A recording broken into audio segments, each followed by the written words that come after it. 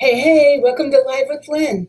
So if you're here, say hi. If you're watching the replay, be sure to type replay so I know you were here. I'm Lynn Huber, and I appreciate you being here today. So today we're going to talk about ways to deal with critical people. Imagine this. You're in a good mood today. You just received a piece of great news that you're excited about, and you tell your friend in joy, right?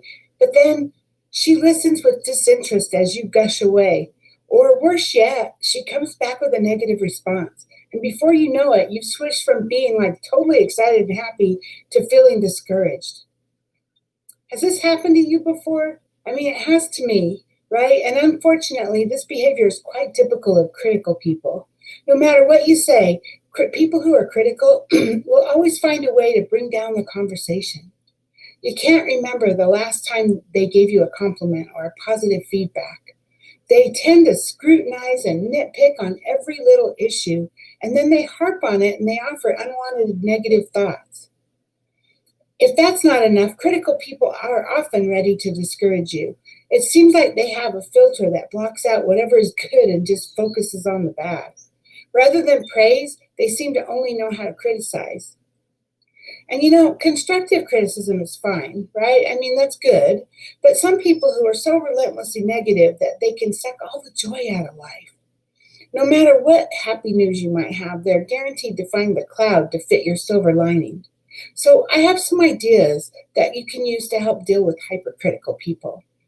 So the first one is don't take it personally. Hi, Alice. Good morning. I'm bringing you joy. Well, thank you. You're bringing me joy too. Hope your day is awesome too. Thanks for being here. I hope you're feeling better too. I know you've been in an accident.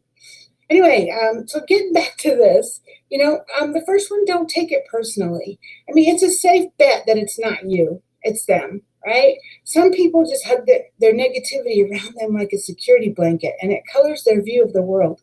They criticize everything because that's what suits them. Watch how they treat other people. It's likely that you're gonna find that they criticize everybody, not just you. Listen to the message. Is the person obscuring the message?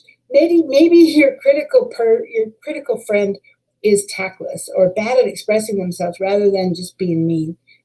Try to see past the messenger to understand what they're really saying. Because underneath it all, it might actually be some valuable advice.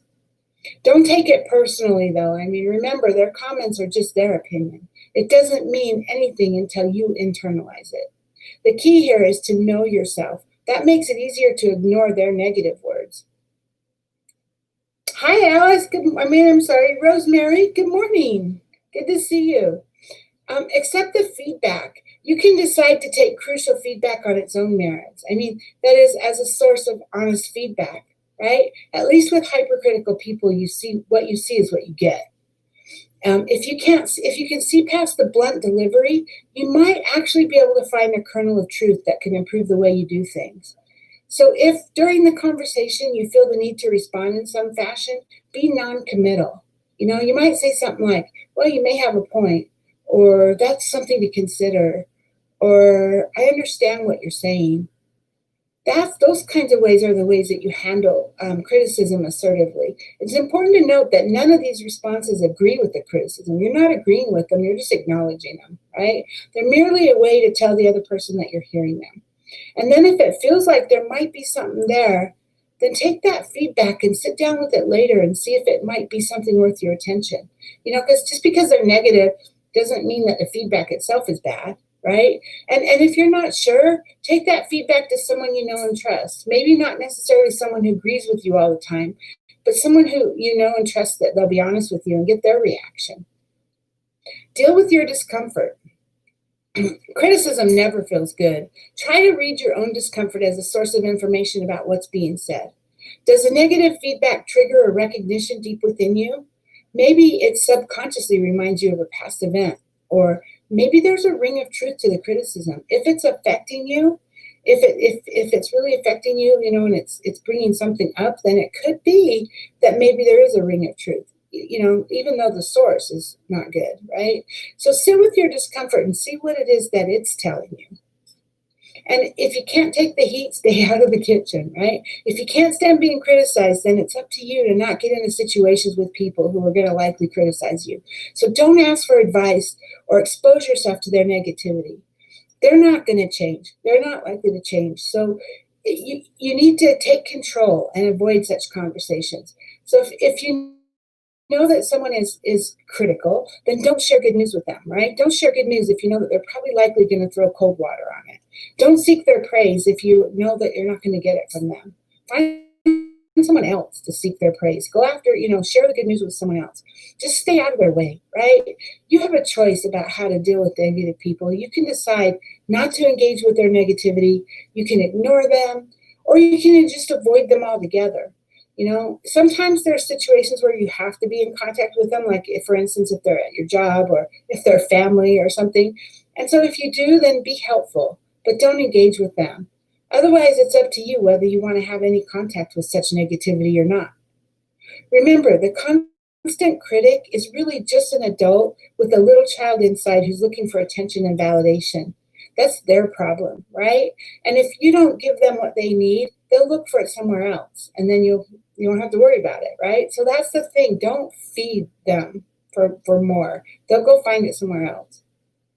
So build up your self-esteem and be confident in who you are. That is so important. You need to know who you are, and you need to be confident in yourself. Toxicity can be contagious, so don't let their negative mindset affect how you see the world.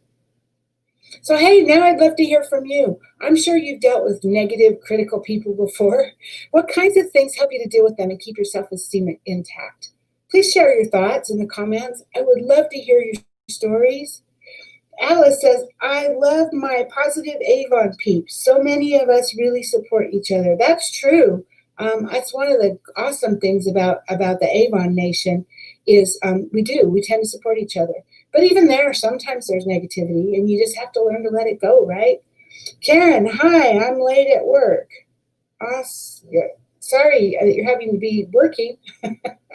And Judy, hi Judy, good to see you. So thank you guys for being here with me today. I've got Alice and Rosemary and Karen and Judy. Thank you for being here. And anyone else who might be here who just hasn't commented, and anyone who's watching the replay, I appreciate you. So go out there and have an amazing day, and I'll see you tomorrow. Bye-bye.